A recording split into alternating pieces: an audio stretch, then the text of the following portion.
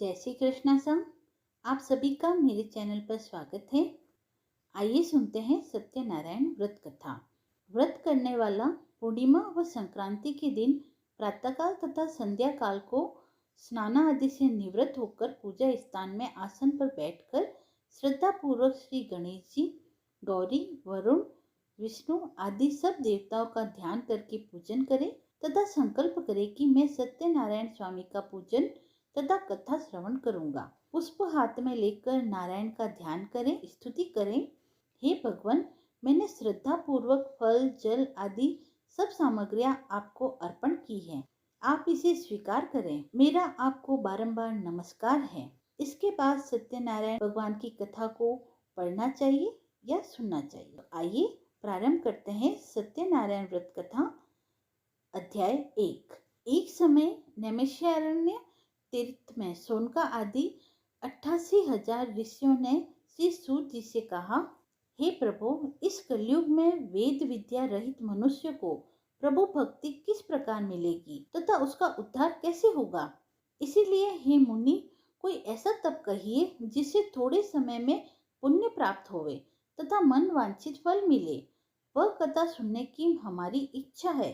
सर्वशास्त्र ज्ञाता श्री सूत जी बोले, हे वैष्णवों में पूज्य, आप सब ने प्राणियों के हित की बात पूछी है। अब मैं उस श्रेष्ठ व्रत को आप लोगों से कहूंगा, जिस व्रत को नारद जी ने लक्ष्मी नारायण से पूछा था और लक्ष्मीपति ने मुनि श्रेष्ठ नारद जी से कहा था। सो ध्यान से सुनो। एक समय योगीराज नारद जी दूसरों के हित की इच्छा से अनेक लोकों में घूमते हुए मृत्यु लोक में आ पहुंचे। यहाँ अनेक योनियों में जन्मे हुए प्राय सभी मनुष्यों को अपने कर्मों द्वारा अनेकों दुखों से पीड़ित देखकर सोचा, किस यत्न के करने से निश्चय ही प्राणियों के दुखों का नाश हो सकेगा। ऐसा मन में सोचकर विष्णु लोक को गए।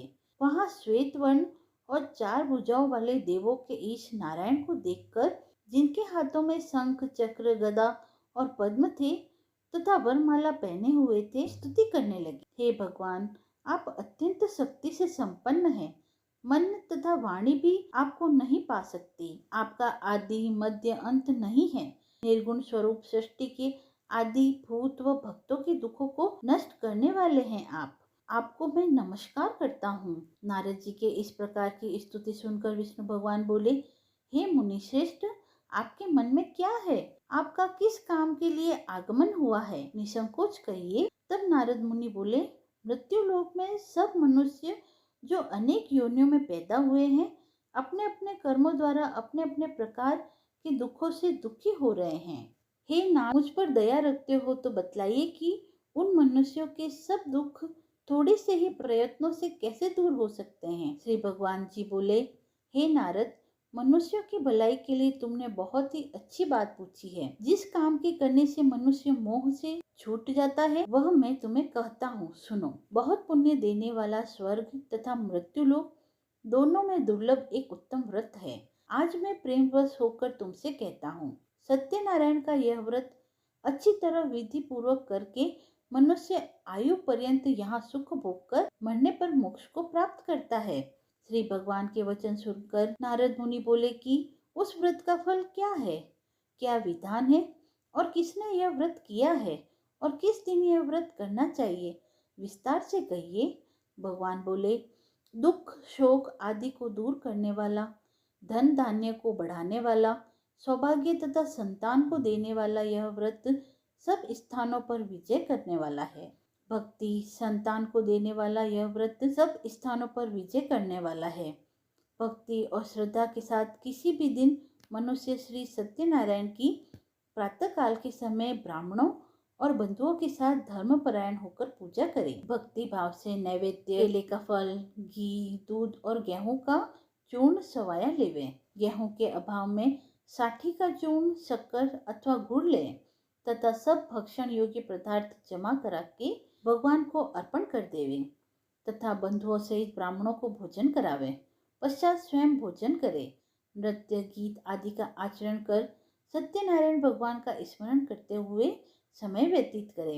इस तरह व्रत करने पर मनुष्य की इच्छा निश्चय ही पूरी होती है। विशेषकर कली काल में भूमि पर यही मोक्ष का सरल उपाय है। दूसरा अध्याय। सूत जी बोले, हे ऋषियों, जिसने पहले समय में इस व्रत को किया है उसका इतिहास कहता हूँ, ध्यान से सुनो। सुंदर काशीपुरी नगरी में एक अत्यंत निर्धर ब्राह्मण रहता था। वह भूख और प्यास से बेचैन हुआ नित्य पृथ्वी पर घूमता था।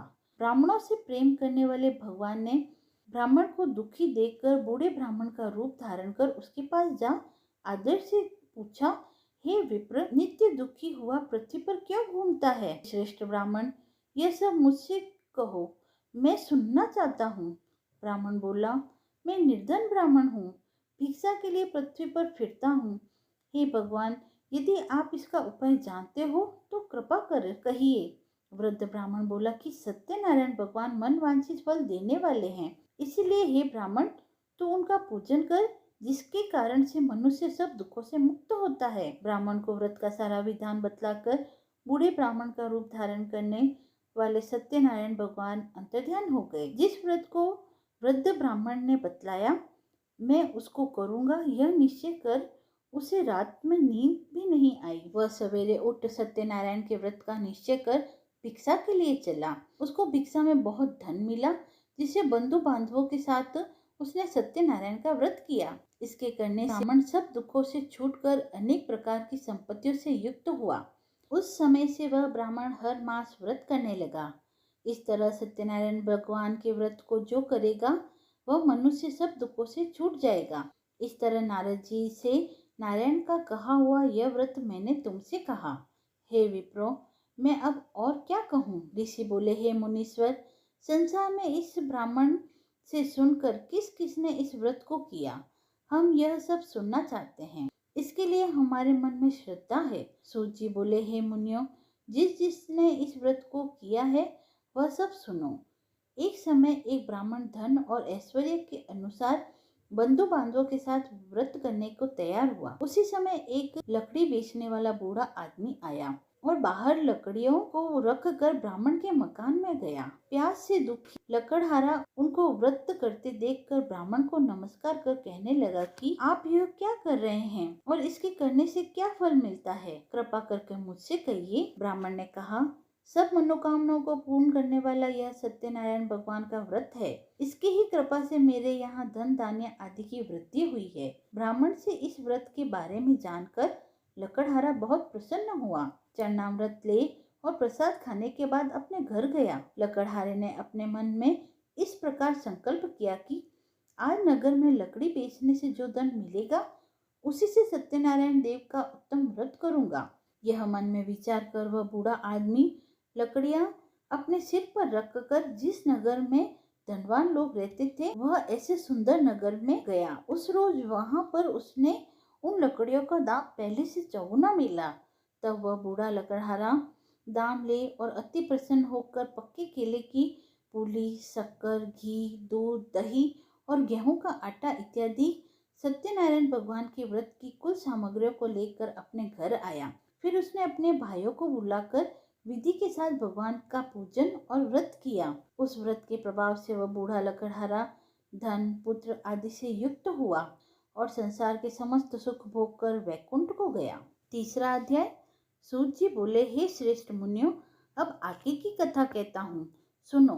पहले समय में उल्कामुख नाम का एक बुद्धिमान राजा था। वह सत्यवक्ता और जितेंद्रिय था। प्रतिदिन देव स्थानों पर जाता तथा गरीबों को धन देकर उनके कष्ट दूर करता था। उसकी पत्नी कमल के समान मुखवाली और सती साध्वी थी। भद्रशिला नदी के तट पर उन दोनों ने श्री सत्यनारायण का व्रत किया। उस समय में वहाँ एक साधु वैश्य आया। उसके पास व्यापार के लिए बहुत सा धन था। वह नाव को किनारे पर ठहरा कर राजा के पास आ गया और राजा को व्रत करते हुए देखकर विनय के साथ पूछने लगा, हे राजन, भक्ति युक्त चित्त से यह आप क्या कर रहे हैं? मेरी सुनने की इच्छा है, सो आप यह मुझे बताइए। राजा बोला, हे साधु, अपने बांधवों के साथ पुत्र आदि की प्राप्ति के लिए यह माँ सत्यवान सत्यनारायण भगवान का व्रत व पूजन किया जा रहा है। राजा के वचन सुनकर साधु आदर से बोला, हे राजन, मुझसे इसका सब विधान कहो, मैं भी आपके कथनानुसार इस व्रत को करूंगा। मेरी भी कोई संतान नहीं है और इससे निश्चय ही होगी। राजा से सब विधान सुन व्यापार से निवृत्त हो वह आनंद के साथ घर गया। साधु ने अपनी स्त्री से संतान देने वाले उस व्रत का समाचार सुनाया और कहा कि जब मेरी संतान होगी तब मैं इस व्रत को करूंगा। साधु ने ऐसे वचन अपनी स्त्री लीलावती से कहे। एक दिन स्त्री लीलावती सत्यनारायण भगवान की कृपा से गर्भवती हो गई तथा 10वें महीने में उसके एक सुंदर कन्या का जन्म हुआ। दिनों दिन वह इस तरह बढ़ने लगी जैसे शुक्ल पक्ष का चंद्रमा बढ़ता है। तब लीलावती मीठे शब्दों में अपने पति से कहा कि जो आपने संकल्प किया था कि भगवान का व्रत करूंगा, अब आप उसे करिए।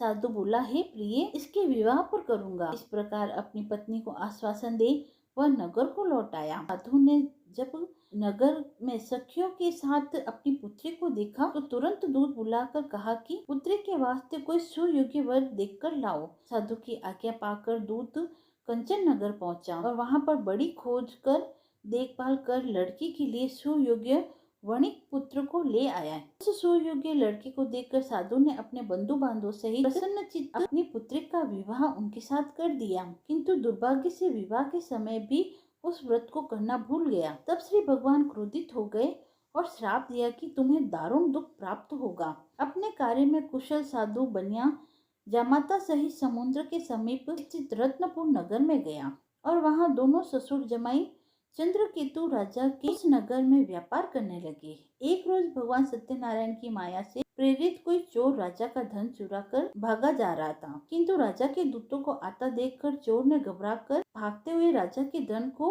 वहीं चुपचाप रख दिया जहां वो ससुर जमाई ठहरे हुए थे। जब दूतों ने उस साधु वैश्य के पास राजा के धन को रखा देखा तो वे दोनों को बांध कर ले गए। दौड़ते हुए राजा के समीप जाकर बोले, यह 2 चोर हम पकड़ कर लाए हैं, कृपया आज्ञा दें।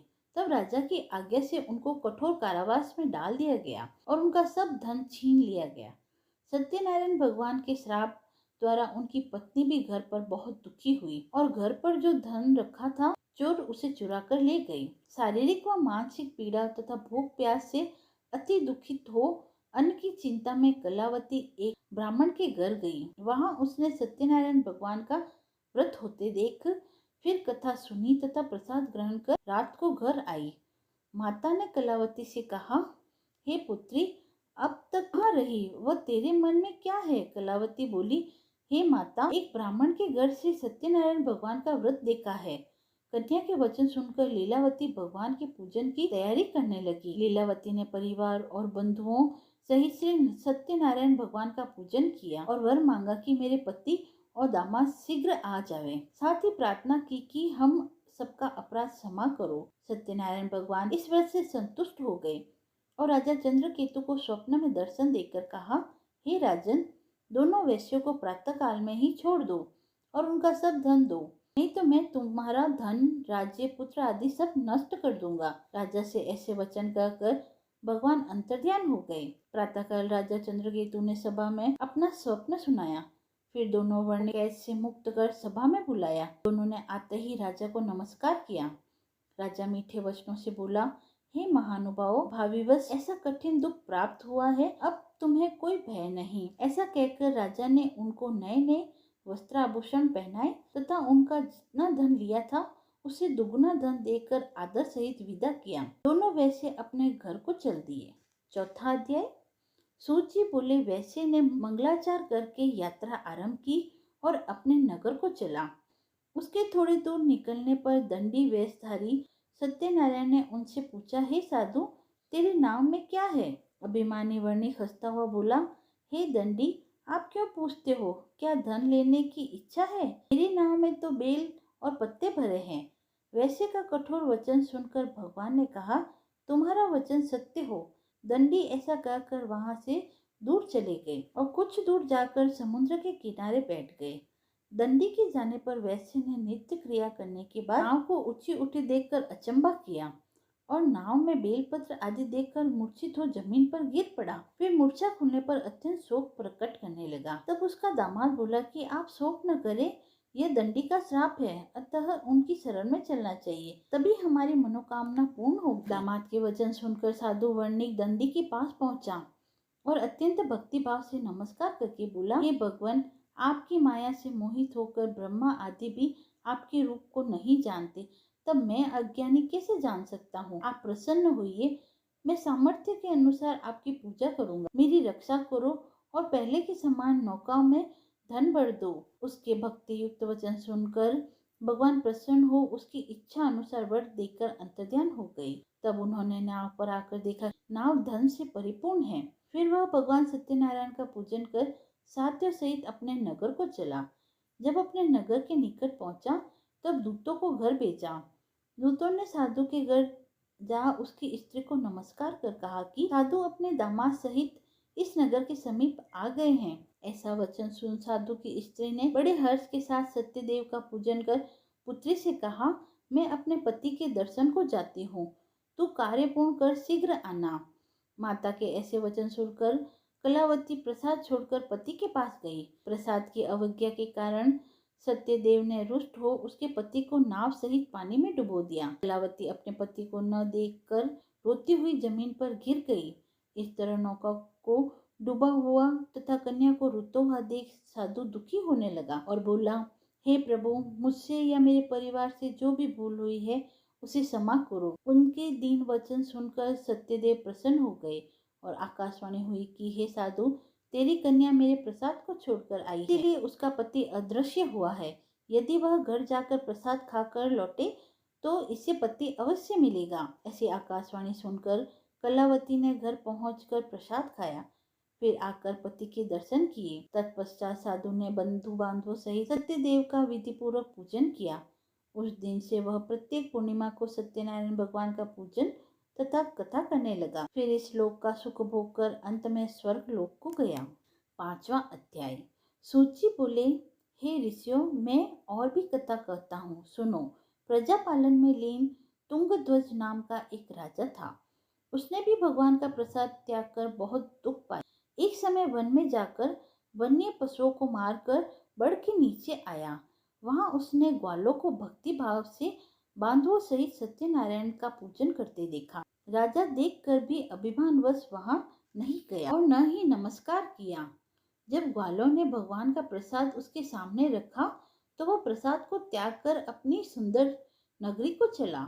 वहीं उसने अपना सब कुछ नष्ट पाया तो वह जान गया कि यह सब भगवान ने ही किया है। तब वह विश्वास कर ग्वालों के समीप गया और विधि पूर्वक पूजन कर प्रसाद खाया तो सत्यदेव की कृपा से पहले जैसा था वैसा ही हो गया। फिर दीर्घ काल तक सुख भोग कर मरने पर स्वर्ग लोक को गया। जो मनुष्य इस परम दुर्लभ व्रत को करेगा, भगवान की कृपा से उसे धन धान्य की प्राप्ति होती है तथा सब मनोरथ पूर्ण होकर अंत में वो वैकुंठ धाम को जाता है। जिन्होंने पहले इस व्रत को किया, अब उनके दूसरे जन्म की कथा कहता हूँ। वृद्ध सदानंद ब्राह्मण ने सुदामा का जन्म लेकर मोक्ष को पाया। उल्कामुख नाम का राजा दशरथ होकर वैकुंठ को प्राप्त हुआ। साधु नाम के वैश्य ने मोर ध्वज बनकर अपने पुत्र को आरे से चीर कर मोक्ष को प्राप्त किया। महाराज तुंगध्वज ने स्वयंभू होकर भगवान में भक्ति युक्त कर्म कर मोक्ष को प्राप्त किया। इति श्री सत्यनारायण व्रत कथायम संपूर्णम। बोलिए सत्यनारायण भगवान की जय। सत्यनारायण भगवान की कथा समाप्त हुई। यदि आपको वीडियो पसंद आया हो तो आप मेरे चैनल को लाइक, शेयर एंड सब्सक्राइब करें। धन्यवाद।